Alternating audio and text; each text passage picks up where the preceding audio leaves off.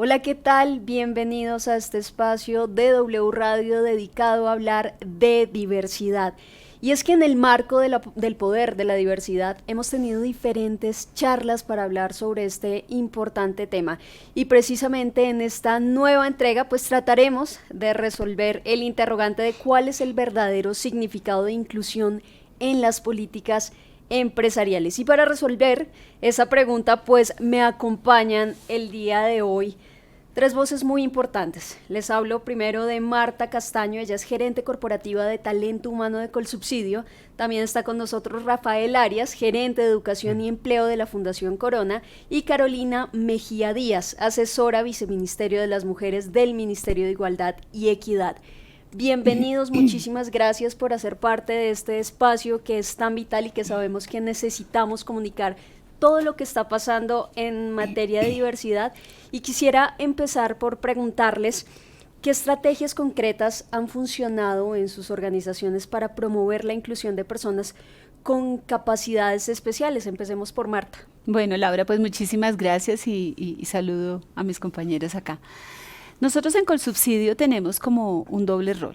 El rol que tiene que ver con nuestra agencia de empleo, porque trabajamos por la productividad, y allí hemos diseñado una ruta especial para todas las personas con capacidades especiales. Esta ruta permite que las personas con diferentes discapacidades puedan acceder a tres servicios fundamentales. El servicio de asesoría para preparar su hoja de vida, por ejemplo, cómo presentar una entrevista.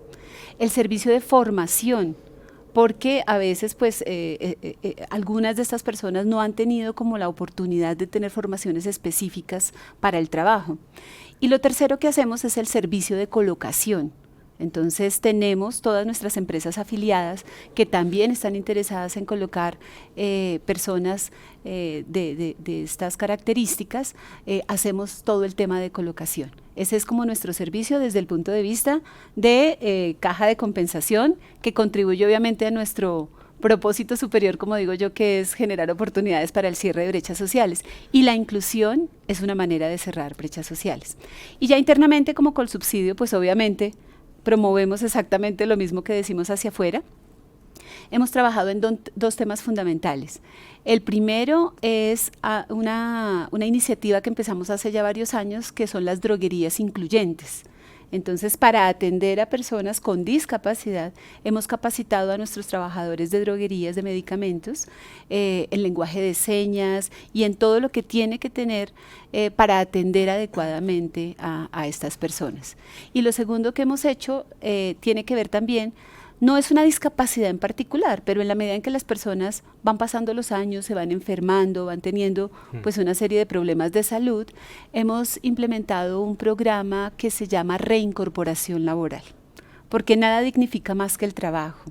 Y en la medida en que te vas enfermando, lo que hemos hecho es como reentrenar a ciertas personas, dependiendo obviamente su problema, y tenemos un programa muy lindo que el año pasado nos permitió recuperar y reincorporar al tema laboral dentro de nuestra misma organización a más de 120 personas. Wow, genial.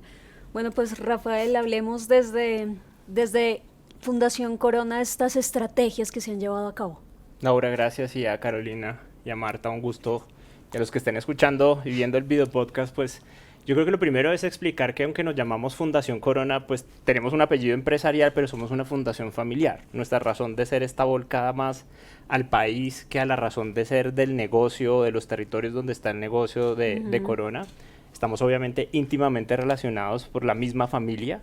Y eso nos da una visión que de pronto nos ha llevado, no sé si todos los que nos estén escuchando, viendo, entiendan el concepto de capacidades especiales de la misma manera, pero es interesante, si lo asociamos con personas con discapacidad, la fundación se fue preocupando poco a poco, hace más o menos 15 años, en alianza con la Fundación Saldarriaga Concha, en su momento con el Ministerio del Trabajo, ahora con la Unidad de Servicio Público de Empleo y varias cajas de compensación, por cómo promovíamos la inclusión laboral de personas con discapacidad.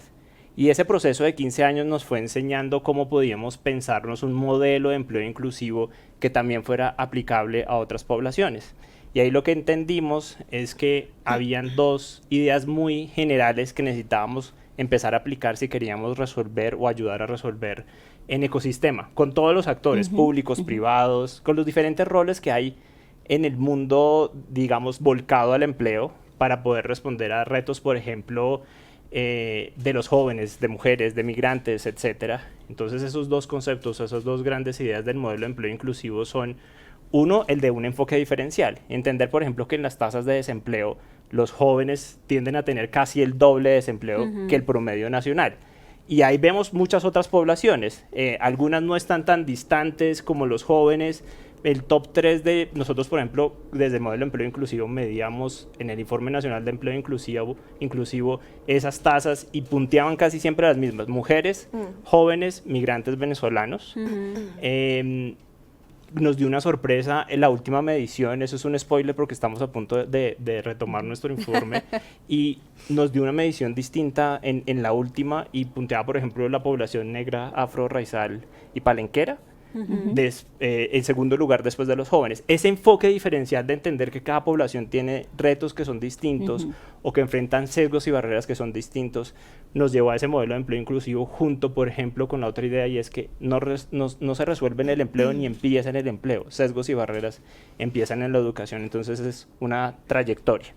Entonces, digamos, ahí a través del modelo empezamos a entender un montón de estrategias, vemos una pluralidad muy grande en el ecosistema. Nosotros no las implementamos necesariamente de manera directa, estamos apoyando a otros que lo hacen a través de este conocimiento, de estas herramientas como el modelo que te estoy mencionando, y cada vez nos preocupa más, por ejemplo, tanto por tasa de desempleo como por la cantidad de personas que son los jóvenes. Hemos venido trabajando en jóvenes y nos vamos a enfocar cada vez más en jóvenes. Si pensamos, tenemos 12 millones de jóvenes en el país, y de ellos tenemos diferentes composiciones en situaciones de educación y empleo. Solo en lo que tiene que ver con desempleo hay 1 millón de jóvenes que buscan trabajo y no lo encuentran. Y en lo que tiene que ver con informalidad hay 3 millones de jóvenes que tienen empleo, pero lo tienen en condiciones de vulnerabilidad por estar en informalidad. Ok, bueno, Carolina, ¿qué está pasando desde el ministerio? Bueno, el Ministerio de Igualdad y Equidad pues sería muy incoherente y lógico pues que no fuera de las entidades que cuenta con mayor diversidad poblacional al interior de cada una de las áreas, ¿no? Entonces el Ministerio de Igualdad y Equidad tiene en este momento 5 viceministerios, en donde tiene unos liderazgos bastante destacados de gente que viene tanto del territorio como personas pues que tienen experiencias vitales relacionadas con los sujetos de especial protección constitucional, que hacen parte como de ese gran objetivo del cierre de brechas de desigualdad y de inequidad desde la política pública del gobierno nacional. Allí tenemos en este momento 5 viceministerios, en el que yo estoy en este momento como asesora del despacho, es el Viceministerio de las Mujeres, y allí puntualmente pues contamos con mujeres de los diferentes territorios del país. Se entrecruza, por supuesto, una interseccionalidad, porque pues lo que decía hace un momento Rafael, creo que analizar esto con un enfoque diferencial también va un poco más allá de analizarlo con un enfoque interseccional, porque en el caso de las mujeres pues no es lo mismo considerar la vinculación laboral de una mujer que viene de territorio, un territorio apartado que ha sido históricamente marginado, excluido de participar en estos escenarios de toma de decisiones, de cierto poder, y de ser funcionarias públicas, ¿no? Que al final también es una de las posibilidades que han tenido muchas personas a nivel nacional. Pero también las entrecruzan otras cosas. Entonces es una mujer afrodescendiente que pues está en una condición de discapacidad y que además de eso es cuidadora de 2 hijos que tienen alguna otra condición que también es de especial cuidado, y entendiendo también de que las personas que cuidan en este país son especialmente y mayormente mujeres. Entonces son como una serie de análisis que se hacen y que pues al interior del viceministerio considero que podemos decir que hay una gran como pluralidad en ese sentido.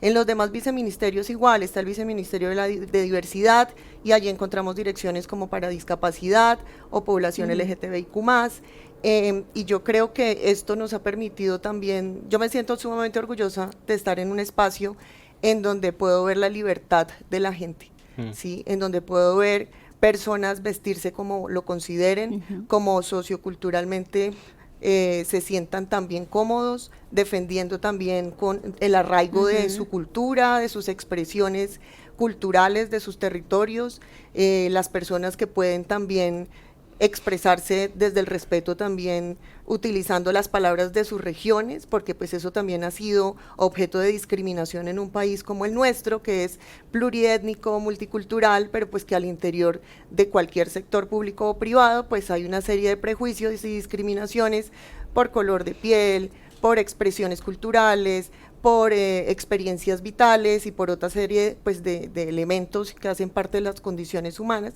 Entonces, como que desde el Ministerio de Igualdad y Equidad, pues con nosotros, otros viceministerios como por ejemplo el de pueblos étnicos y campesinos, pues no habíamos contado nunca tampoco con un viceministerio que diera no solamente línea en cuanto a la política pública, sino pues que también vinieran personas de territorios campesinas, campesinos, rurales, que han sido pues con un gran esfuerzo asumido una capacidad también desde la academia, desde el activismo, desde el conocimiento de las necesidades de su gente para poder venir acá pues a dar línea en la política pública y en todo lo que necesitamos.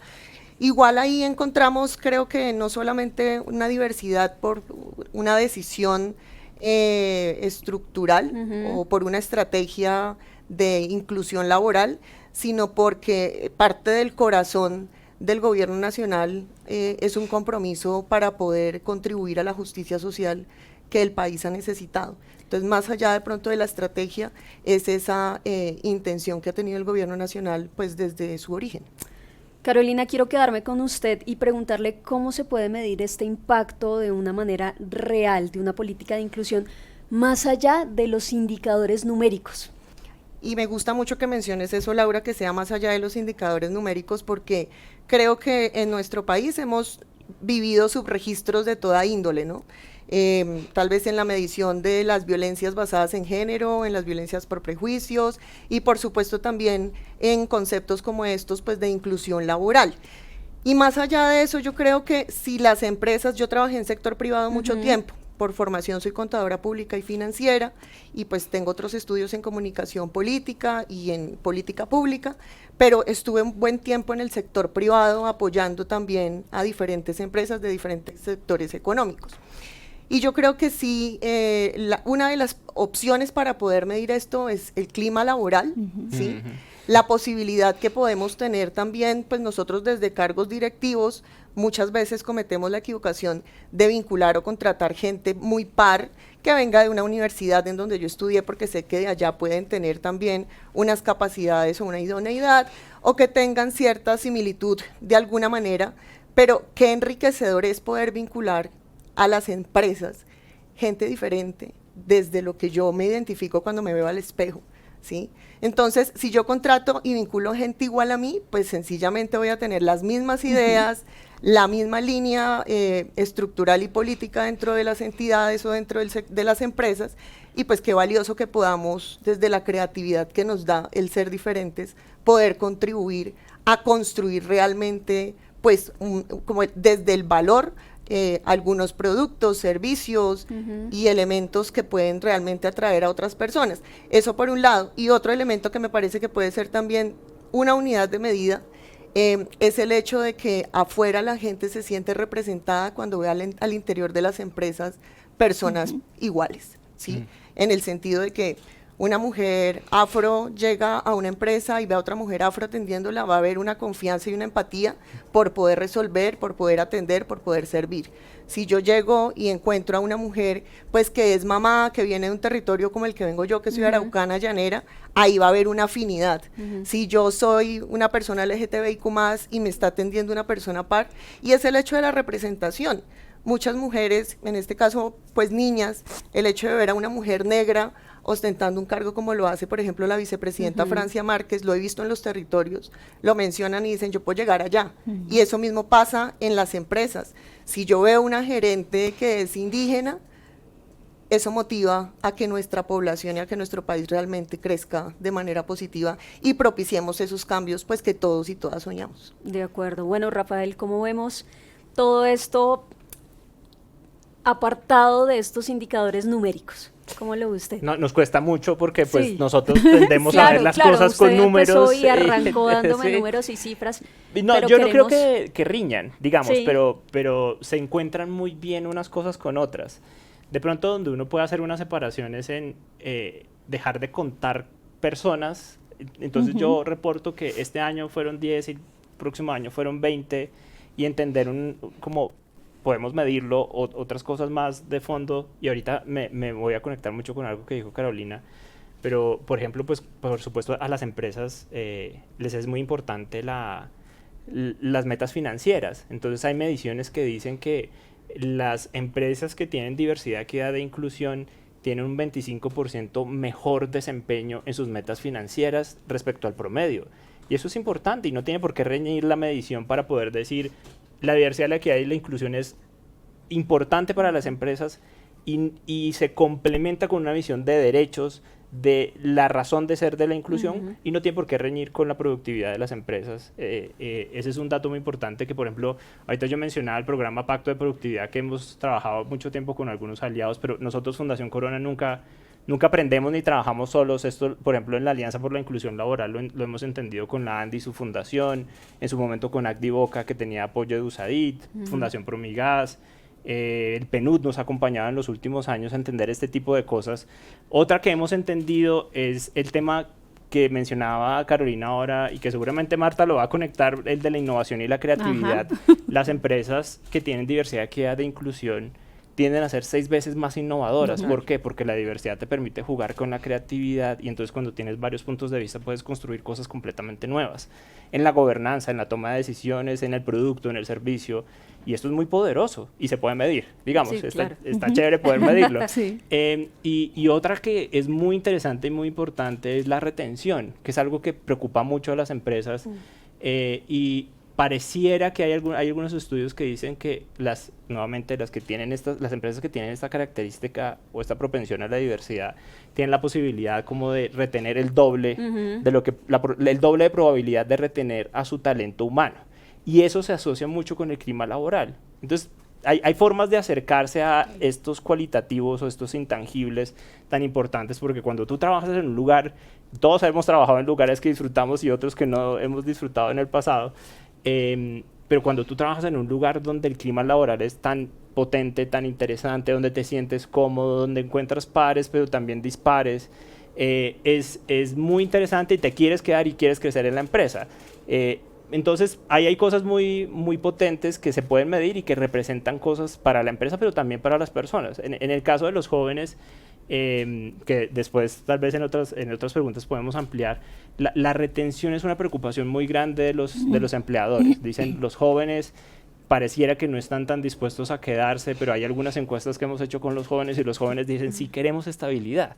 Entonces, tal vez la diversidad, la equidad y la inclusión para el tema de los jóvenes es cómo hay políticas que nos ayudan a encontrar dos puntos de vista que parecen por sesgos separados, pero que en la realidad están apuntando hacia el mismo lugar y entonces podemos tener todas estas, un buen clima, una buena retención, más innovación y mejores desempeños financieros. Bueno, Marta, y desde Colsubsidio, ¿cómo se ha medido este impacto? Mira, nosotros lo medimos desde, no cuantitativa, sino cualitativamente, aunque también lo hacemos cuantitativamente. Lo medimos en 3 frentes. El primer frente tiene que ver con algo que nosotros llamamos las acciones afirmativas. Y es realmente, más allá del número, qué es lo que haces que realmente empieza a cambiar la forma en que percibes la diversidad. Y ahí que hemos hecho nosotros fundamentalmente, cosas simples, cosas pequeñas. Los baños, por ejemplo, hoy son baños mixtos. Y nosotros estábamos como muy preocupados cuando empezamos el modelo de baños mixtos porque dijimos, va a haber resistencia. A la semana nadie decía, y hoy yo me río porque tú entras al baño y te abren la puerta y toda la cosa, porque tenemos un modelo de baños mixtos donde no hay ningún problema. Lo segundo que hicimos, que Carolina lo mencionó hace un momento, y es, quitamos nuestro código de vestuario. Allá la gente se puede vestir como quiera. Y eso generó como un impacto, como que empezó a haber luz, colores, vida, y generó un impacto súper importante en la gente y en la percepción. ¿Qué más hicimos? Por ejemplo, la dotación, porque obviamente pues, en algunos casos tiene que haber dotación por ley. La dotación, por ejemplo, es unisex. Entonces no hay la falda o el pantalón. Pero incluso si alguien quiere una falda, pues también tiene la posibilidad de acceder a la falda. pero no tenemos como colores que determinen un género ni esas cosas. Y lo cuarto que hicimos fue que empezamos a desarrollar todo un modelo de selección inclusiva, no con cuotas, pero sí capacitando a los líderes que más contratan personas para que eviten los sesgos. Eso tiene que ver con esas acciones afirmativas. Pero lo segundo que hicimos tiene que ver, y creo que eso es donde realmente se demuestra, no el número, sino cómo se vive, es en cómo se comporta la gente. Total. En la cultura organizacional, en los valores, en cómo la gente realmente actúa. Entonces, cuando a mí me preguntan, venga, ¿y usted cómo maneja la resistencia de la gente al cambio? Pues ya eso está tan incorporado dentro de la cultura organizacional, dentro de cómo todos actuamos, que como te digo, para nadie es raro que yo voy entrando al baño, tú vas saliendo y tú me abres la puerta como si nada, absolutamente nada. Y lo tercero, sí de todas maneras hemos medido, pero lo que medimos es cómo la gente percibe que se vive la diversidad o no dentro de su área. Y allá sí tenemos una medición de cultura organizacional que se hace 2 veces al año y pues la dimensión está por encima de 85-90%. ¿Eso qué significa? Que sí es real lo que se vive. Y como lo mencionabas tú, pues sí hemos trabajado muy fuerte en el tema de innovación, de creatividad.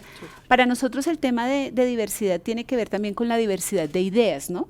Somos una empresa súper joven, pues más del 60% de nuestra gente es menor de 40 años, 73% somos mujeres, y en los planos directivos somos 50% mujeres, 50% hombres, ahí les metí números, pero eso lo que ha reflejado es esa diversidad de pensamiento, y pues eso nos llevó de todas maneras a crecer, y hoy somos pues la caja más innovadora del país, porque le metimos realmente diversidad, diferentes formas de pensar, y para nosotros el tema no es ni de generaciones, ni de cuotas, es realmente de vivir la diversidad. Así es. Tremendo. Bueno, y ya lo mencionaba Carolina, que lo está viviendo con muchísimo orgullo, el poder decir que no importa cómo te vistas o cómo te sientas o cuál es tu ideología en este sentido, sino que si tú te sientes bien y estás como en un ambiente laboral que te permite, que te da todas estas herramientas para que tú te sientas bien, pues es muchísimo más fácil y precisamente puede ser motivo de orgullo.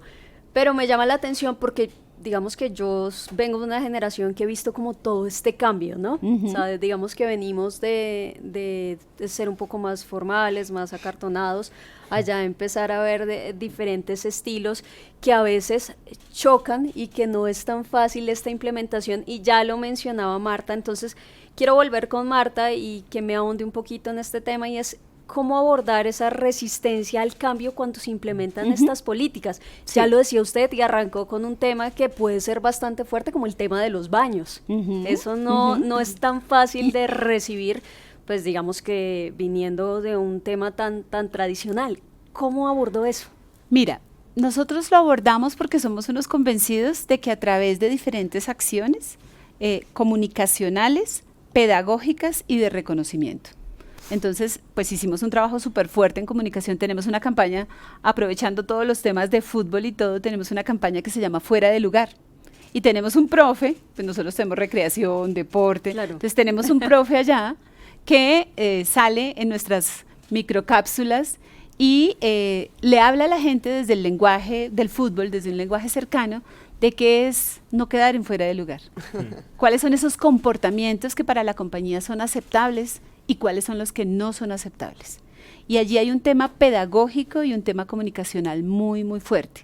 Pero no esa comunicación desde el castigo y desde el señalamiento, sino una comunicación mucho más cercana y ¿por qué no? Como mucho más juguetona y pedagógica, para que la gente lo entienda un poco más.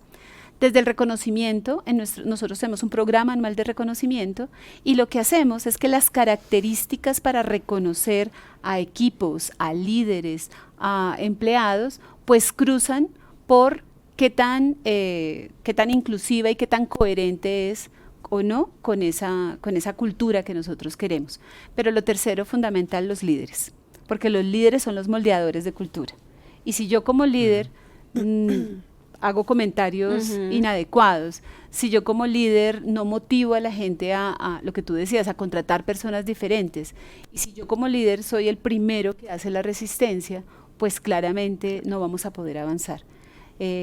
nos ha ido muy bien con nuestros líderes y ellos se han convertido como en nuestros movilizadores de esa cultura diversa e incluyente, porque además es que sería contradictorio que en Colsubsidio eso no exista.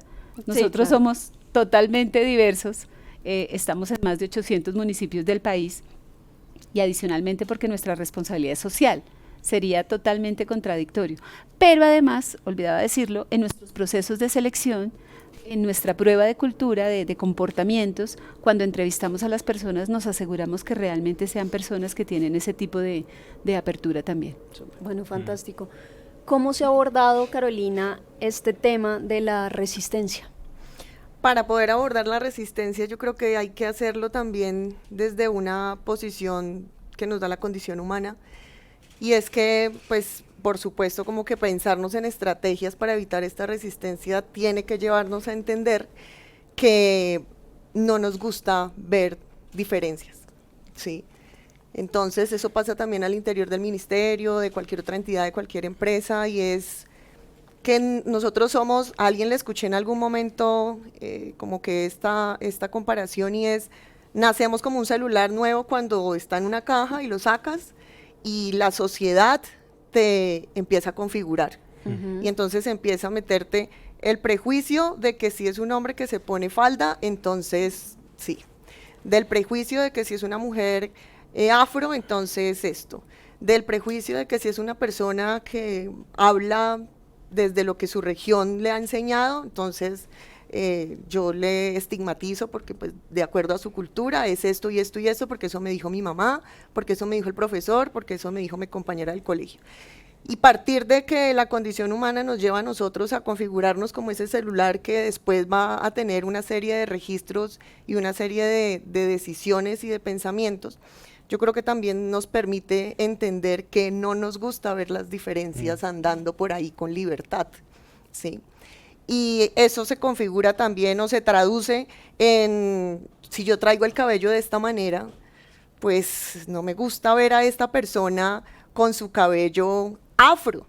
Y eso ha pasado. Por ejemplo, una funcionaria de la policía en su momento tomó la decisión de decir, no me vuelvo a alisar el cabello, no me vuelvo a recoger el cabello, este es mi cabello afro y yo, hecha todo un cuerpo de dignidad, voy a utilizar mi cabello así. Y salieron en redes sociales y salieron al interior también de esta institución a decir, estás en este momento insultando la imagen de una institución, cuando realmente tenemos que valorar más bien es la humanidad de cada ser y de cada persona, en lo que es, en lo que corresponde a lo que decide ser, respetando también en su momento el límite, ¿cuál es? Respetar la vida de las demás personas. Y yo sé que, por ejemplo, de empresas como Colsubsidio, como la Fundación, han hecho, porque estuve por ahí revisando, han hecho un trabajo muy valioso y yo destaco mucho lo que ustedes han hecho, porque creo que a nuestro país, desde el sector privado, sí nos hace falta meterle un poco más el power a la inclusión y a la diversidad. Pero puntualmente yo creo que me adhiero mucho a lo que decía Marta con relación de que los liderazgos, desde que estén capacitados, desde que la narrativa comunicativa al interior de las empresas también vaya en línea de esas políticas que han sido estructuradas también por la voluntad de los directivos, del gerente, del dueño, como se le quiera llamar. Yo creo que desde que haya voluntad directiva, hay posibilidad de que estructuralmente las empresas y cualquier entidad del sector público o privado den la talla realmente en lo que en esta época de la humanidad requiere, y es la inclusión y la diversidad al interior de las empresas. De acuerdo. Bueno, Rafael, desde la Fundación, ¿cómo se ha manejado esta resistencia interna? Menos mal me preguntaste de últimas. Porque, no, y yo creo es que siento que en esto estamos aprendiendo más que en otras cosas. De acuerdo. Todos los días, todos aprendemos. Cierto. Todos. Digamos, entendemos que hay diferentes tácticas que puedes utilizar en el marco de querer luchar contra estas resistencias, y siento que Marta y Carolina han mencionado varias de ellas. Siento que lo que intencionalmente vamos a querer aprender más en la Fundación y con nuestros aliados es sobre esto del cambio de narrativa y cómo podemos llevar un cambio de narrativa macro a nivel social, pero también un nivel de narrativa al interior de las empresas donde podemos aplicar la pedagogía, la concientización, De pronto la sensibilización es un concepto que a mí me genera como, no sé, me genera como un cuestionamiento porque no sé si es una cuestión de tocar unas fibras o se trata más de expandir la mente, que lo siento un poco en el discurso de Carolina. Siento que entender la diversidad es darte la oportunidad de expandir aquello que no estás dispuesto a aceptar o a ver de entrada, pero que cuando lo aceptas y lo ves, pues empiezas a encontrar esta cantidad de oportunidades tan grandes. Entonces, siento que vamos a ir hacia un aprendizaje en los temas que tienen que ver con cambio de narrativa. Hemos hecho algunos experimentos con algunas empresas, pero también quisiera destacar de lo que se mencionó, definitivamente el liderazgo. Es un tema muy importante, o sea, si esto no se trabaja con los líderes que son los primeros en moldear, tomar decisiones sobre la cultura organizacional y determinar cómo se monitorea, eso pues por supuesto me lleva también a medición. Entonces mientras no haya liderazgo, esto no va a suceder, se va a diluir entre las prioridades y los afanes en los que vivimos todos en el día a día, pero pues por supuesto eso tendrá que ser coherente con que de alguna manera se monitoree, porque si es intencional tú lo llevas a tu consejo directivo, a tu junta, al cumplimiento de algo con lo que estás comprometido. Entonces seguramente ahí hemos encontrado varios elementos muy, muy valiosos. Claro que sí, bueno, ya Carolina decía que había hecho un poco de investigación, pero entonces yo quiero que me cuenten qué alianzas entre el sector público, las fundaciones y las empresas han sido satisfactorias para avanzar en estas políticas de inclusión. Empecemos por Marta. Bueno, mira, nosotros pues obviamente por ser una organización de carácter social, claramente estamos en constante relacionamiento y haciendo alianzas. Una primera alianza que hacemos desde lo que tiene que ver con nuestra área de empleabilidad es con las empresas. Las mismas empresas que nos abren la posibilidad de colocar personas diversas. Eso es una de las primeras. Hemos trabajado muy fuerte con Aequales, en todo lo que tiene que ver con el tema de empoderamiento femenino, en todo el tema de quitar sesgos, de generar políticas inclusivas. También hemos trabajado con la EAN en todo un tema de educación. Ellos han sido aliados nuestros para toda la formación de nuestros líderes, con todo el conocimiento de causa que hay. Y finalmente estamos también con la Cámara de la Diversidad. Cuando ya tú entras a este tipo de instituciones y haces las alianzas, te encuentras que hay un mundo maravilloso que las empresas pueden aprovechar y que no tienen costo además. Entonces volvemos al mismo tema y es la voluntad de hacer las cosas. No necesariamente está limitado por el tema financiero. Nos ha funcionado muy bien y creo que en el país hay un sinnúmero de instituciones en las que las empresas se pueden apoyar para realmente iniciar o continuar o mejorar sus políticas de inclusión y diversidad. Rafael, ¿cómo han sido esas alianzas? Bueno, yo mencioné varias en las anteriores respuestas. Creo que hay un tema que no hemos mencionado y que pues hay que aceptar que es valioso también para las empresas, que es el de la reputación. Y hay casos muy interesantes. Hay un sello de la ANDI, hay un sello que se ha promovido en Bogotá, en otros territorios, con FENALCO, que es otra caja, tiene unos premios inclusivos muy importantes, muy influyentes, que hemos trabajado con nuestras cajas de pronto en llevarlos a otros territorios, trabajarlos con otras cajas. Digamos que hay muchas experiencias muy interesantes y exitosas, de las que me gustaría mencionar en este momento, por supuesto por nuestra vocación hacia jóvenes, y perdón porque es un nombre que viene en inglés, es una sigla que es GOIN. No sé si entre ustedes y entre quienes nos están escuchando han escuchado hablar de GOIN, que es Global Opportunity Youth Network, y está centrado en lo que denominamos jóvenes con potencial, que son esos jóvenes que tienen potencial pero no están encontrando suficientes oportunidades para educarse, trabajar, y cuando decimos trabajar, no cuenta trabajar en la informalidad, trabajar en un empleo digno. Entonces, con GOIN hemos aprendido un montón de cosas enormes desde hace 5 años, todavía sentimos que tenemos una buena cantidad de años por delante para aprender. Por ejemplo, en esto de cambio de narrativa, en esta confusión sobre qué piensan los jóvenes, con GOIN, que tenemos un GOIN Bogotá y un GOIN Barranquilla, no solos, me demoraría, no nos alcanzaría el tiempo para contar la cantidad de aliados que hay ahí. Hemos aprendido, por ejemplo, porque hicimos unas encuestas dirigidas a jóvenes estadísticamente representativas, qué están pensando realmente los jóvenes sobre la educación y empleo cómo ven a la empresa, cómo ven a los empresarios. Y es muy importante mantener esos esfuerzos, unirlos con otras encuestas que están haciendo otros, por ejemplo, sobre educación, en Empresarios por la Educación, etcétera, y poder empezar a trabajar desde lo que los jóvenes realmente están pensando, no los sesgos, no los supuestos, para construir esas nuevas narrativas y poder tender los puentes que de pronto están fallando en la generación de empleo y generación de oportunidades. Bueno, Carolina, ¿cómo han sido esas alianzas? Bueno, por la fundaciones, misionalidad de una entidad, empresas? pues como el Ministerio de Igualdad y Equidad en el sector público, a mí me gustaría más que compartir alianzas con empresas del sector privado en esta materia que hoy nos ocupa, es el trabajo que hemos venido haciendo también al interior del sector público, acompañando a otras entidades en este tipo de procesos.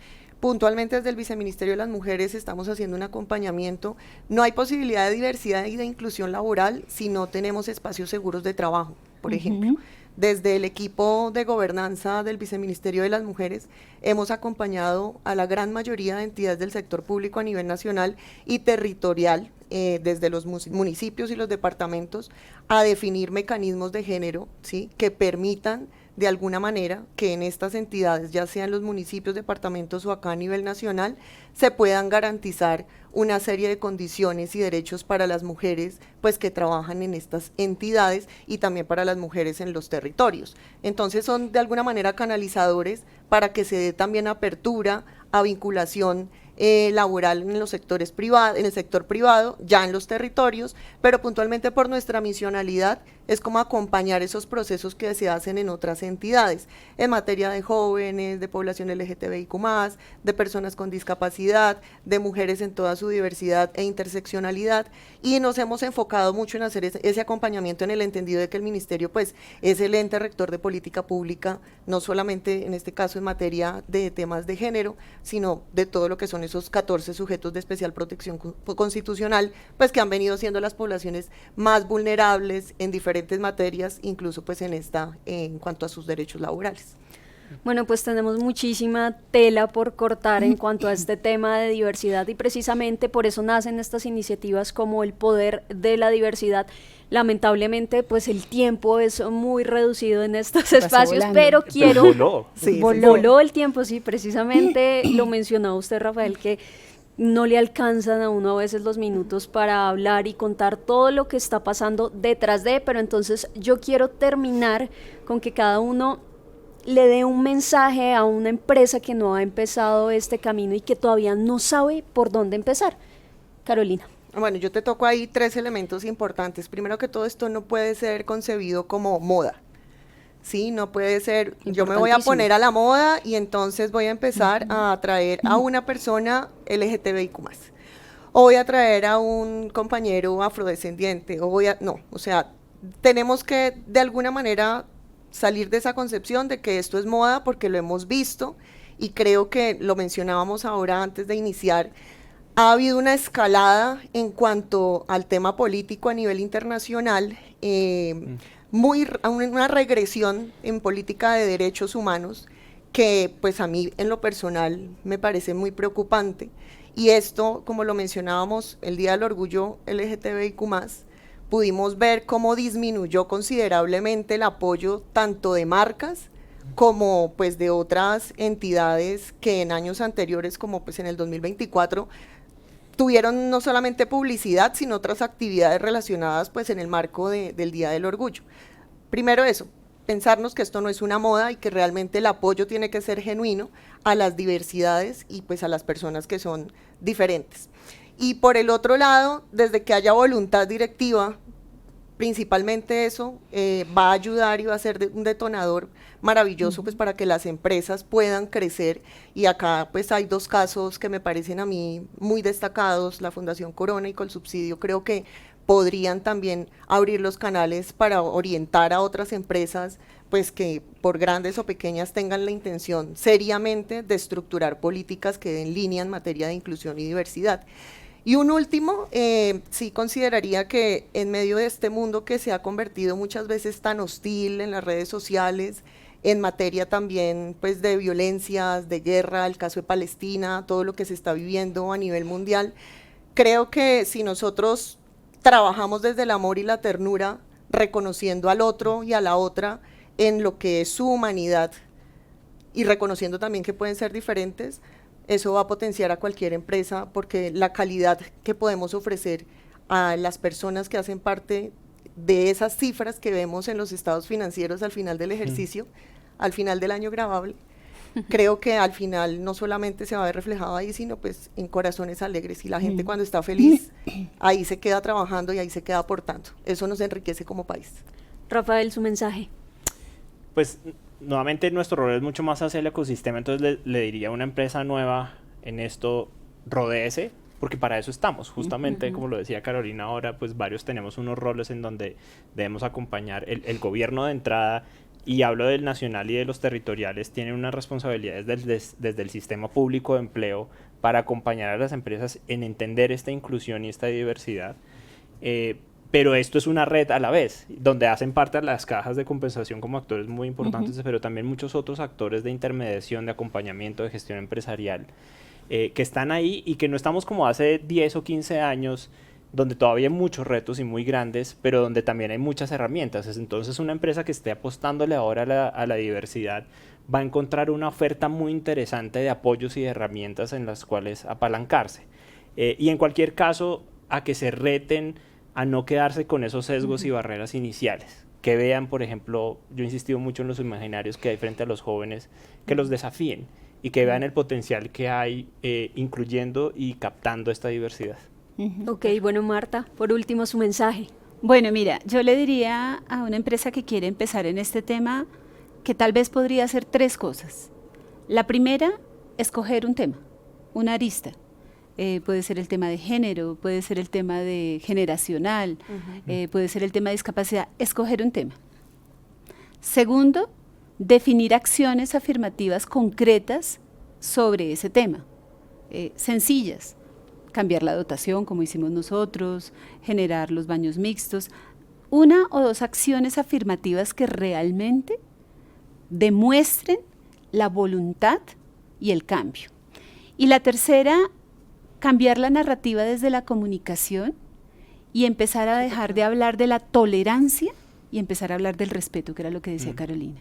Cuando nosotros entendamos que aquí no se trata de tolerarte, sino de entender que todas las personas somos libres y tenemos derecho a ser como nosotros queremos ser, ese día empezaremos a respetar. Y ahí cambiará muchísimo la mentalidad de cómo abordamos el tema de la diversidad en este país. Bueno, pues a ustedes 3 muchísimas gracias por hacer parte de este espacio donde queremos hablar de diversidad, de inclusión, y por supuesto a todas las personas también los invitamos a que se suman, a que sigan esta conversación a través de todo el sistema W Radio del poder de la diversidad.